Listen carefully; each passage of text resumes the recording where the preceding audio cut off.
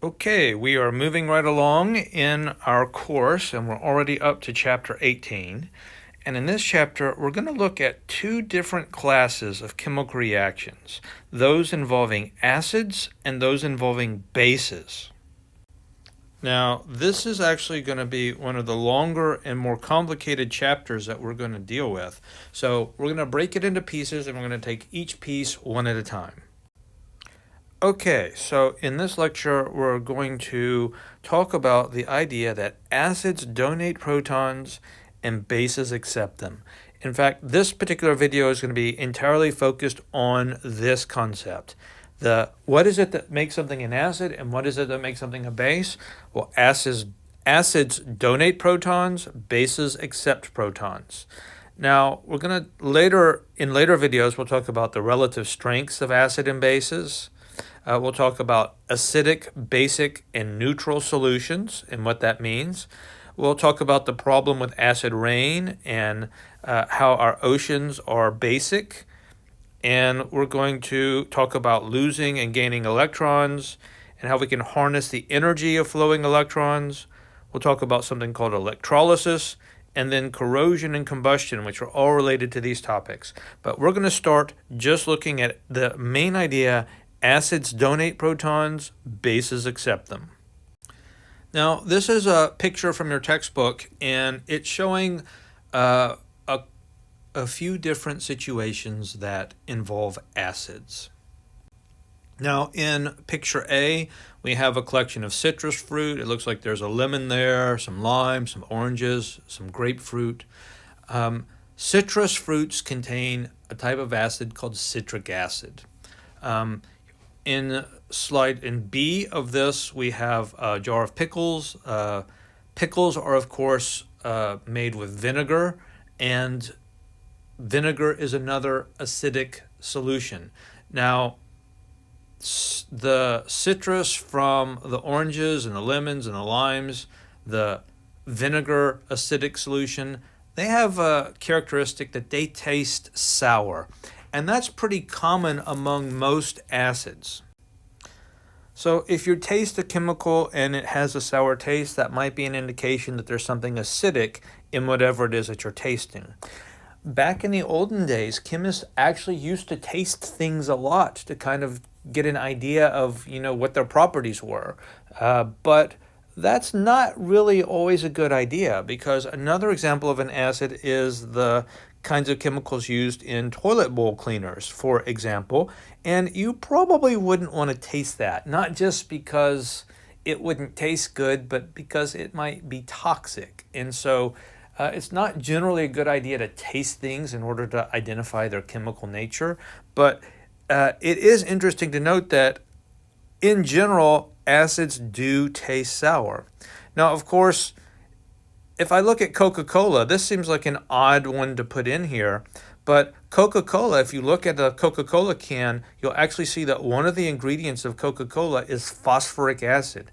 Indeed, if you take a can of Coke and you pour it into a bowl and you drop a nail in that Coca-Cola so that it's completely submerged, in about 4 to 6 days, that nail will completely dissolve by that phosphoric acid. So there's actually acid in Coca-Cola. But I don't think most people would say that Coca-Cola tastes sour. That's because there are other things in it, like sugar. And so just because something doesn't taste sour doesn't mean that there are not acids there. But if something does taste sour, it might be an indication that there is some kind of acidic compound that you're dealing with. And again, just for safety's sake, don't go around tasting things trying to find out if they're acidic or not. There are other ways to determine that, and you can always find it out through other means. Okay, so this is another picture from your book, and this is showing some basic compounds. Now, we have to be careful here because the term basic, it does not mean simple. That's a different meaning of the word basic. The word basic in this context means being a material that accepts protons. That's what basic means. And there's a synonym for base, which is, you may have heard the word alkaline. So if you hear that a chemical is alkaline, that means the same thing as basic, that it is a material that tends to accept protons. And so anyway, in this slide we have some examples of basic compounds. One of them is pure baking soda, which is called bicarbonate of soda, and it has all kinds of uses, everything from baking things to cleaning your teeth, but it's interesting just to mention that when you use baking soda in baking, what you're doing is you're mixing the baking soda with some kind of acid, and that creates a chemical reaction that produces carbon dioxide. And so in the bread or whatever it is that you're baking, the carbon dioxide gets released and it expands and it causes the bread to rise. And so that is a example of an application of this kind of material. But anyway, the main point is that this is the kind of material that tends to accept protons. It's a basic material. Some other examples that you see here are ash. Oops, I meant to use my laser pointer, not my marker, but anyway, that's ash here. And another is soap. Soap is an alkaline material. And we've already talked about how soap works, but we hadn't mentioned previously that it is a basic compound. Drano, which is used to clean your sinks, is another example. Now, we can write out our definitions here. What is the difference between an acid and a base? An acid is a chemical that donates a hydrogen ion. That's another word for a proton. So we can say an acid is a chemical that donates a proton. And then a base is a chemical that accepts a hydrogen ion. And of course we know that just means a proton again. And so a chemical that accepts a hydrogen ion or a proton, same thing, that is a base. A chemical that donates a hydrogen ion or proton, same thing, that's an acid. Now, I want to remind you what we mean when we say a hydrogen ion. Remember, a hydrogen atom consists of one proton and one electron. And so the proton here and the electron, they form a neutral atom. It's neutral because there's a positive charge in the proton, there's a negative charge in the electron, and the positive charge and the negative charge cancel. So that's a neutral atom. Specifically, a neutral hydrogen atom. However, if I take that electron and rip it off somehow, what I am left behind is a proton that no longer has an electron bound to it. And so that's a positively charged proton. It was a hydrogen atom, but we took the electron away and made it a hydrogen ion. So a single proton is completely a synonym for a hydrogen ion. And so we see that here in this slide, simply saying a hydrogen ion is a proton. Okay, we have here a little mnemonic. If you don't know that word, a mnemonic just means a memory device.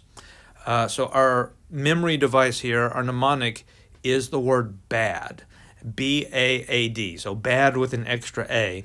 And this is to help you remember the rules for acids and bases. So base accepts, what does it accept? A proton. Acids donate. So B-A-A-D, bad. You're bad if you don't remember that bases accept and acids donate. And hopefully that'll help you remember the rules. So I'm going to talk about a specific chemical reaction, the one shown in this slide here. This is hydrogen chloride, and this is, of course, water, H2O. Now, let me ask you a question. Think about it before we go on just a minute. What is water?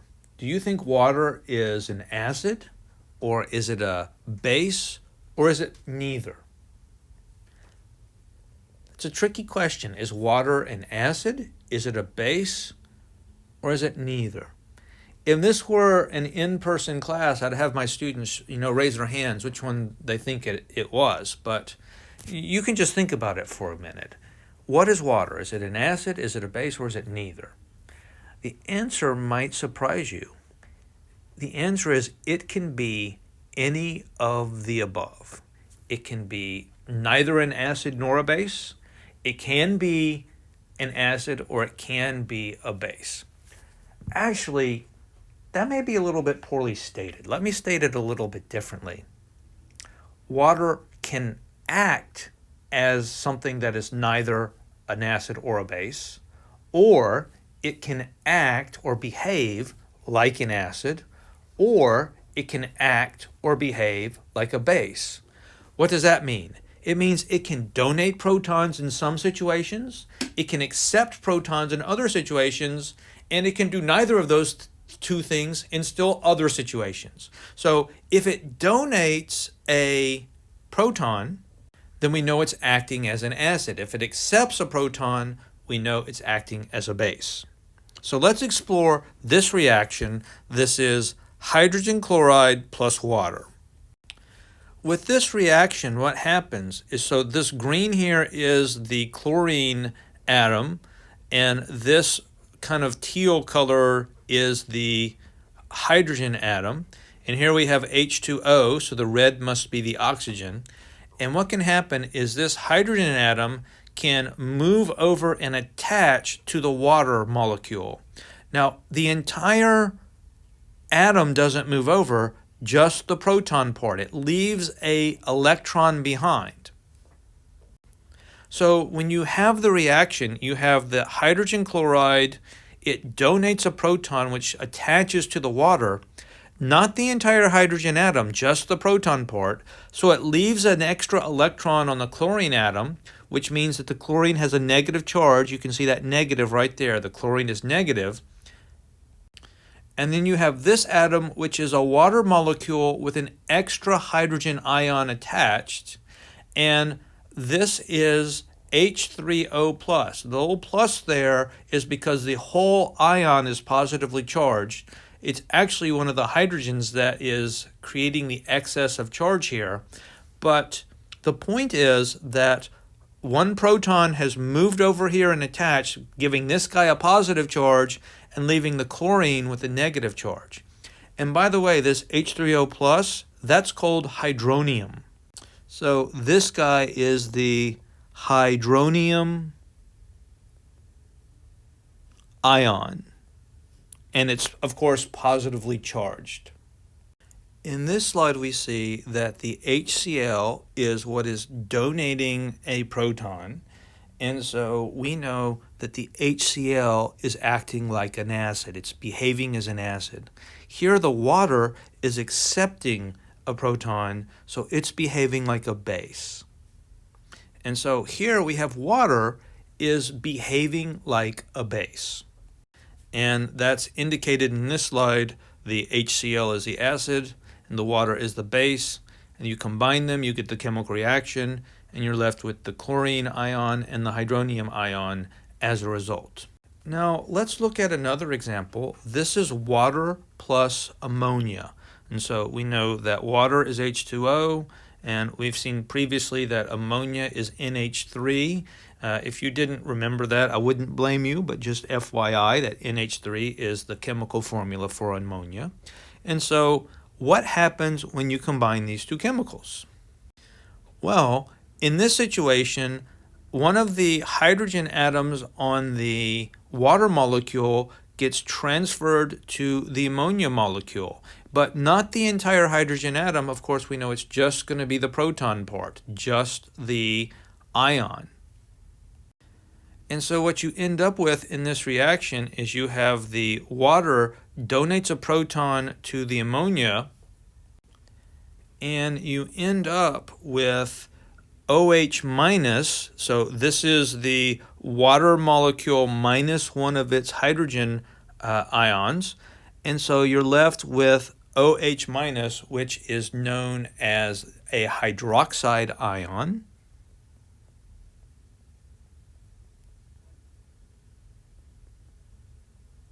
And then we have NH4 plus, which is known as an ammonium ion.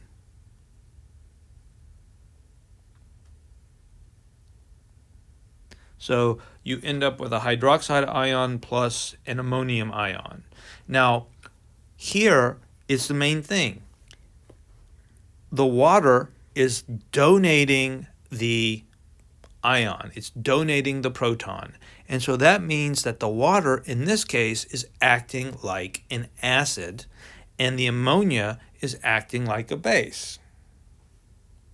In the previous reaction, the water was behaving like a base, but here it's behaving like an acid. And so it can behave either like an acid or a base, water can, or in other chemical reactions, it doesn't behave like one or the other at all. So just FYI, we don't really think about this material as a base and this material as an acid. It's better to think about, under this circumstances, the material is behaving like an acid, and under these circumstances, the material is behaving like a base. It's either donating protons or accepting protons. So again here, the water is being the donor. It's giving the proton to the ammonia and creating the chemical reaction. So since the water, the H2O, is donating the proton or donating the hydrogen ion, we say it's the acid. Since the ammonia is accepting it, we say it's the base. Now, in this particular reaction, one thing that will generally occur is you'll actually get the reverse reaction. In other words, the ammonium ion will donate a proton back to the hydroxide ion, and the reaction will occur in the reverse direction, and you'll end up with ammonia and water. And in this case, of course, since the ammonium ion is donating the hydrogen ion, it is the acid, and this becomes the base. The hydroxide ion becomes the base. Now, what you'll see is that basically this is what happens. So I mix together some ammonia with some water, and a chemical reaction occurs which creates the hydroxide plus the ammonium. And so these chemicals start to build up in the solution, and then the reverse reaction occurs and they get converted back into the water and the ammonia. Now, generally, one of these two reactions will be favored compared to the other. So it will actually establish an equilibrium where you have both chemicals, and this reaction is essentially just keeps going on and on and on. But the amount of each becomes pretty stable. So that is the way that these kinds of reactions sometimes proceed. So here's a question that we have for review. When water behaves as an acid, what does it lose? And the answers are a hydrogen ion, a hydrogen atom, an electron, or that water can't behave as an acid. And of course, we know that the answer to that is that water can sometimes behave as an acid. And that means that it is donating a hydrogen ion. So our answer would be A. And similarly, we have another question. When water behaves as a base, what does it gain? And of course, we know the answer is the same thing. It's going to be a hydrogen ion. So here we have a depiction of two water molecules, H2O. So each of these molecules has two hydrogens and one oxygen bound together, and they're labeled as molecule A and molecule B.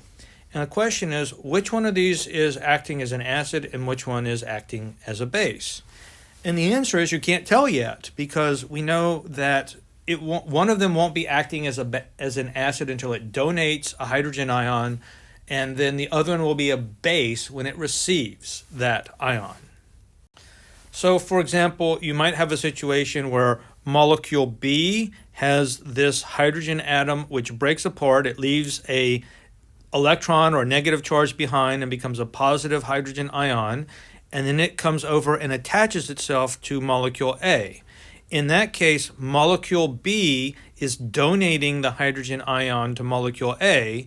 That makes B the acid and A the base.